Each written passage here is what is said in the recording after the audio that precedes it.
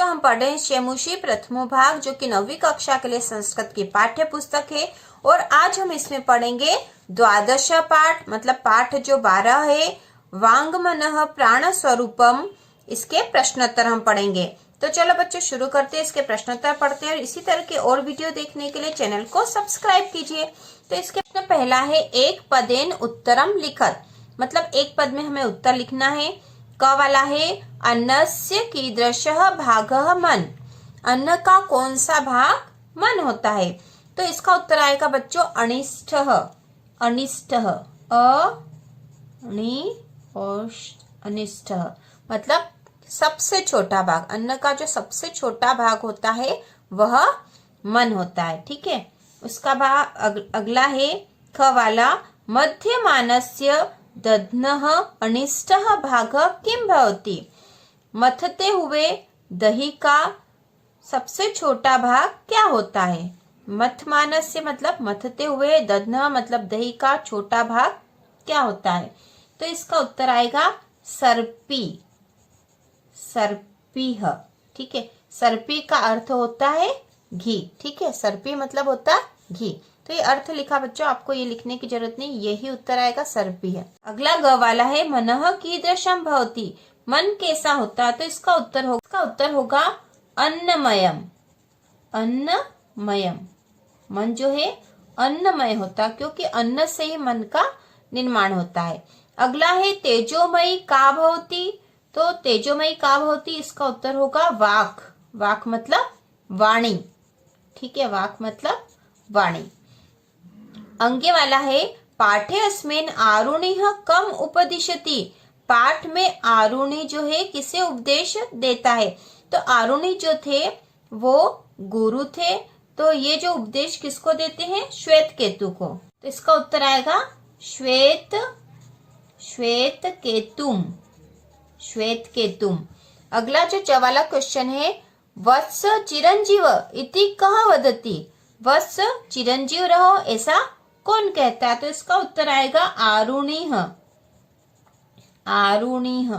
ठीक है, आरुणि जो गुरु थे और श्वेत केतु जो था उनका शिष्य था। इसलिए जब ऊपर वाला प्रश्न है पाठेस्मिन् आरुणिः कम उपदिशति, पाठ में आरुणि किसे उपदेश देते हैं, तो उसका उत्तर है श्वेत केतुम, क्योंकि वह उनका शिष्य था। और नीचे जो क्वेश्चन है च वाला वत्स चिरंजीव इति कह वदति, तो वत्स चिरंजीव रहो ऐसा कौन कहता, तो इसका उत्तर आएगा आरुणि, जो कि गुरु रहते हैं। अगला जो 6 वाला प्रश्न है अयम पाठ कस्मात् उपनिषदः संग्रहीतः, यह पाठ किस उपनिषद से संग्रहित है। तो इसका उत्तर है छांदोग्य, छांदोग्योपनिषद, छांदोग्योपनिषदः। तो छांदोग्योपनिषद से यह पाठ संग्रहित है। ठीक है, छांदोग्योपनिषद। तो इस प्रकार हमने एक पदेन कर लिए बच्चों। फिर से एक बार देख लो। अन्नस्य कीदृश भागः मनः अनिष्टः, मथमानस्य दध्नः अनिष्टः भागः किं भवति, सर्पिः। मनः कीदृशं भवति, अन्नमयम्। तेजोमयी का भवति, वाक्। पाठे अस्मिन् आरुणिः कम उपदिशति, श्वेतकेतुम्। वत्स चिरंजीव इति कह वदति, आरुणिः। अयम पाठः कस्मात् उपनिषदः संग्रहीतः, तो छांदोग्योपनिषद। ठीक है, अब अगला जो प्रश्न है प्रश्न नंबर 2 अधोलिखितानां प्रश्नानुम उत्तराणि संस्कृत भाषा लिखत। तो इसमें जो पहला प्रश्न है क वाला, यह श्वेत केतु सर्वप्रथम आरुणिम कस्य स्वरूपस्य विषये पृच्छति, श्वेत केतु ने सर्वप्रथम आरुणि से किसके स्वरूप के विषय में पूछा। पृच्छति मतलब प्रश्न किया या पूछा, तो किसके स्वरूप के विषय में पूछा था। तो इसका उत्तर हम कॉपी में करेंगे बच्चों, ताकि आपको अच्छे से समझ में आ जाए। तो इसका उत्तर होगा श्वेत केतुः सर्वप्रथम आरुणिम मनः स्वरूपस्य विषये पृच्छति, श्वेत केतु ने सर्वप्रथम आरुणि से मन के स्वरूप के विषय में पूछा था। तो इस प्रश्न में आपको कस्य के स्थान पर मनः लिखना, बाकी वैसा के वैसा ही हो जाएगा। और बहुत आसान है यह, कस्य के स्थान पर मनः, क्योंकि श्वेत केतु ने सर्वप्रथम आरुणि से मन के विषय में पूछा था। अब जो अगला क्वेश्चन है ख वाला आरुणिः प्राण स्वरूपम कथम निरूपयति। आरुणि ने प्राण का स्वरूप किस प्रकार निरूपित किया। आरुणि जो गुरु थे वह श्वेत केतु को उपदेश दे रहे थे, उसके प्रश्नों का उत्तर दे रहे थे, तो उन्होंने प्राण स्वरूप किसे निरूपित किया था, तो इसका उत्तर होगा आरुणि प्राण स्वरूपम निरूपयति। आरुणि ने प्राण का स्वरूप निरूपित किया था, तो वह इस रूप में निरूपित किया था, पिता नाम अपाम योनिष्ठः स प्राणः। ठीक है, तो यह आपको यहाँ से यहाँ तक याद करना पड़ेगा। अगला जो ग वाला है, मानवा नाम चेतांसी कीदृशानि भवन्ति। मानव का जो चेतना या मन होता है वह कैसा होता है, तो इसका उत्तर होगा मानवः यादृश मनादिकम ग्रहयति तेषाम चेतांसी भवति। मानव जिस प्रकार का अन्न ग्रहण करता है, ठीक है, वैसा ही उसकी चेतना या मन या हृदय हो जाता है। ठीक है, तो यहाँ पे ह, ये ह है और ह में न लगा हुआ। ठीक है, यह है इस प्रकार ह और इसमें न है। ठीक है, संस्कृत में इस प्रकार लिखा जाता है, ह में न लगा है तो ग्रहणाति है, ग्रहणाति। ठीक है, ग्रहण करता है। तो मानव जैसा अन्न ग्रहण करेगा वैसा ही उसका मन हो जाता है। अगला है सर्पीह किम भवति। सर्पीह का अर्थ होता घी। ठीक है, हमने एक पदेन में पढ़ा था, सर्पीह मतलब घी होता है। किम भवति कैसे होता है, तो मथमानस्य दध्नः योनिमा स ऊर्ध समुदिशति तत् सर्पी भवति। मथते हुए दही में जो सूक्ष्म होता है और जब वह ऊपर आ जाता है, ऊपर दिखाई देता है, तब वह घी होता है। ठीक है, अगला है अंग्य वाला, आरुणे मतानुसार मनः कीदृशं भवति। आरुणि के मतानुसार मन कैसा होता है, तो इसका उत्तर है आरुणे मतानुसार मनः अन्नमय भवति। तो यहाँ पे कीदृशम के स्थान पर आ जाएगा अन्नमयम भवति। तो ठीक है बच्चों, यहाँ पे जो 2 क्वेश्चन है तो बहुत आसान है, लेकिन बीच के 3 आपको याद करने पड़ेंगे। प्रश्न नंबर 3 का अ है, अ स्तंभस्य पदानि ब स्तंभेन दत्ते पदे सह यथा योग्यम योज्य। तो यहाँ पे जोड़ी बनानी है अ वाले पदों की ब वाले पदों से। तो यहाँ पे पहला दे रखा मनः अन्नमय, तो इसकी जोड़ी इसी के साथ बनेगी, क्योंकि मन जो है वह अन्नमय होता, हमने अभी पढ़ा था। अगला है प्राणः, तो प्राण होगा आपोमयः और वाक होगी तेजोमयी। ठीक है, अगला आ वाला है अधोलिखिता नाम पदानाम विलोम पदम पाठात चित्वा लिखत। तो हमें यहाँ पर विलोम शब्द लिखना है, पाठ में से देखकर इनके विलोम शब्द लिखना है। तो हम गरिष्ठ पहला लिखा है क वाला गरिष्ठ, इसका विलोम होगा अनिष्ठः, अनिष्ठः, अनिष्ठ। ठीक है, दूसरा है अधः, अधः का होगा ऊर्ध्वः, ऊर्ध्व। फिर ग है एक वारम, इसका हो जाएगा भूयः, भूयः मतलब बार बार, एक वारम मतलब एक बार और भूयः मतलब बार बार। उसी प्रकार अधः मतलब नीचे, ऊर्ध्व मतलब ऊपर। अनवधितम, अनवधितम का हो जाएगा अवधितम, अवधितम। ठीक है, अनवधितम मतलब बिना पढ़ा हुआ, अवधितम मतलब पढ़ा हुआ। उसी प्रकार किंचित कुछ, तो इसका विपरीत या विलोम हो जाएगा सर्वम मतलब सब। ठीक है, तो इस प्रकार हमने विलोम शब्द लिख लिए हैं। अब चौथा जो है उदाहरण मनुसृत्य निम्नलिखितेषु क्रियापदेषु तुमुन प्रत्यय योजयित्वा पद निर्माणम कुरुत। तो यहाँ पे तुमुन प्रत्यय से पद का निर्माण करना है।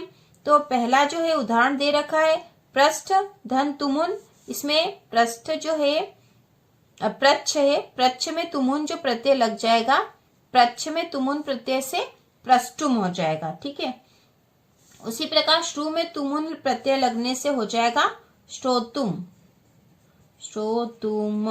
ठीक है, उसी प्रकार वंद में तुमुन प्रत्यय से हो जाएगा वंदितुम, वंदितुम।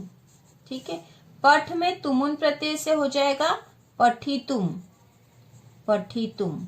ठीक, क्र में तुमुन प्रत्यय से हो जाएगा कर्तुम, कर्तुम। ठीक है, कर्तुम, ये कर्तुम लिखा बच्चों, यहाँ देख लो कर्तुम। ठीक है, कर्तुम। वि धन ज्ञा धन तुमुन, तो यहाँ पर ये 3 शब्दों का योग हो रहा है, इससे बनेगा विज्ञातुम, विज्ञातुम, ठीक है। और वि धन आ धन ख्या धन तुमुन, तो इससे बन जाएगा व्याख्यातुम, व्याख्यातुम। अब अगला जो प्रश्न है 5वां, निर्देशानुसारम रिक्त स्थानानि पूरयत, निर्देशानुसार हमें रिक्त स्थानों की पूर्ति करनी है। अहम किंचित प्रष्टुम इच्छ लट लकार है, तो यहाँ पे जो इच्छ जो है इसे लट लकार रूप में लिखना है, ठीक है। तो यहाँ पर इसका लट लकार होगा इच्छा में, इच्छा में। अहम किंचित प्रष्टुम इच्छा में। मनः अन्नमय भू, भू का लट लकार रूप लिखना है, तो यह हो जाएगा भवती, मनः अन्नमय भवती। सावधानम, यहाँ पे श्रु लिखना है, श्रु का लोट लकार रूप लिखना है, तो सावधानम शृणु, शृणु, ठीक है, सावधानम शृणु। उसी प्रकार अगला जो ग है तेजस्वी नो अधितम, यहाँ पे अस का रूप लिखना, वो भी लोट लकार में, तो ये हो जाएगा अस्तु। श्वेत केतु आरुण है शिष्य, और यहाँ पे अस का लंग लकारे रूप लिखना है, तो हो जाएगा आसित, ठीक है। अब अगला जो प्रश्न है उदाहरण मनुसत्य वाक्यानि रचयत, अहम स्वदेशम सेवितुम इच्छामि, ये एक उदाहरण दे रखा है। इसी प्रकार हमें यहाँ पर वाक्यों की रचना करनी है। अहम स्वदेशम सेवितुम इच्छामि, ठीक है। उसी प्रकार अब अगला जो बनाना है तो उसमें आखिरी में आएगा उपदिशामि, ठीक, उपदिशामि मतलब उपदेश देना। गुरुः छात्रान उपदिशामि, गुरु छात्रों को उपदेश दे रहे हैं। प्रणमामि, तो इसमें आ जाएगा अहम गुरुवे प्रणमामि, ठीक है। अगला जो है आज्ञापयामि, आज्ञा देना।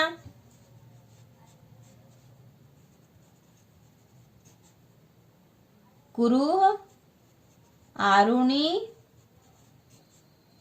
आज्ञापयामि, ठीक है। पृच्छामि, तो इसका हो सकता अहम प्रश्नम पृच्छामि। और अवगच्छामि, अवगच्छामि मतलब जानता हूं, अहम उत्तरम अवगच्छामि, मैं उत्तर जानता हूं। तो ठीक है, इस प्रकार हम इनके बना सकते हैं बच्चों। आप कोई दूसरे वाक्य भी बना सकते हो। अब अगला जो 6 का अ वाला है, प्रश्न नंबर 6 का अ है संधि कुरुत, तो यहाँ पे संधि करके लिखना है। तो पहला है अशीतस्य धन अन्नस्य, तो यहाँ पे इन दोनों की जब संधि होगी तो बन जाएगा अशीतस्या न स्य, ठीक है। तो यहाँ पे ये जो इसका अ और इसका अ मिलके यहाँ पर जो है दीर्घ हो जाएगा और अशीतस्यात् अन्नस्य बन जाएगा, ठीक है। उसी प्रकार ख है इति धन अपि धन अवधार्यम, ठीक है। ख वाला है इति धन अपि धन अवधार्यम, इससे बन जाएगा इत्यपवधार्यम, ठीक है, इत्यपवधार्यम।